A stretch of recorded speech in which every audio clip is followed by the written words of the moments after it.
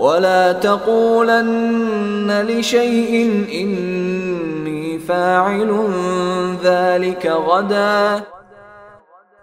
اور اے پیغمبر، کسی بھی کام کے بارے میں کبھی یہ نہ کہو کہ میں یہ کام کل کر لوں گا، إلا أن يشاء الله.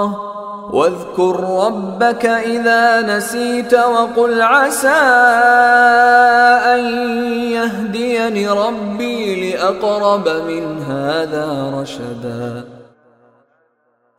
ہاں یہ کہو کہ اللہ چاہے گا تو کر لوں گا، اور جب کبھی بھول جاؤ تو اپنے رب کو یاد کر لو اور کہو مجھے امید ہے کہ میرا رب کسی ایسی بات کی طرف میری رہنمائی کر دے جو ہدایت میں اس سے بھی زیادہ قریب ہو.